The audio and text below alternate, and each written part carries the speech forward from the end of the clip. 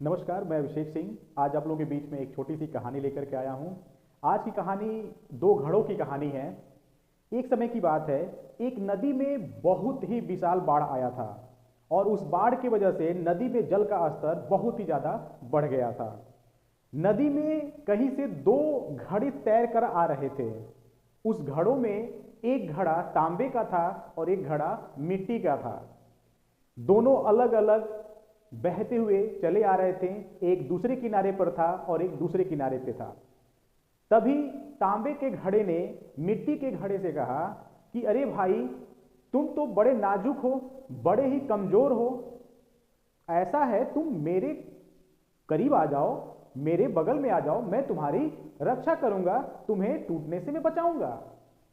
तो मिट्टी के घड़े ने कहा, बहुत बहुत आभार आपका तांबे के बर्तन जी, आपने मुझे इस काबिल समझा। आप बहुत मजबूत हैं, आप बहुत शक्तिशाली हैं, इसमें कोई शक नहीं है। लेकिन अगर आप मेरा हित चाहते हैं तो कृपया आप मुझसे दूरी बनाकर रहें, क्योंकि मैं मिट्टी का बना हूं और अगर आपके नजदीक में आया और कहीं पानी के लहरों की वजह से आपस में हम लोगों की टक्कर हो गई तो मैं तो टूट जाऊंगा। तो आप अगर मेरे बहुत हितैषी हैं, आप मुझे बहुत ही मानते हैं, तो कृपया आप मुझसे दूरी बना करके रहिए।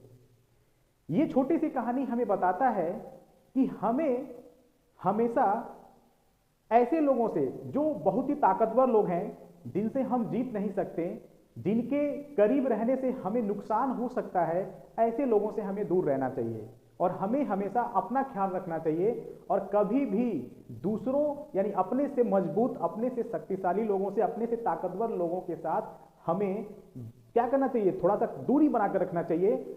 ऐसा नहीं है कि आप उनसे एकदम दूरी बना लें, लेकिन हमें उतना दूरी बनाकर रखना है जिससे कि हम सुरक्षित रहें।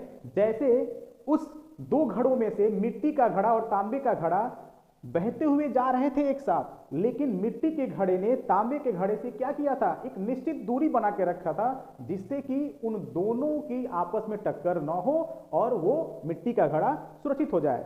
उसी प्रकार से हमें भी हमेशा अपने समाज में, अपने अगल बगल कि जो ताकतवर लोग हैं उनसे हमें थोड़ी सी दूरी बना के रखनी चाहिए, जिससे कि हमें कभी कोई नुकसान ना हो। धन्यवाद।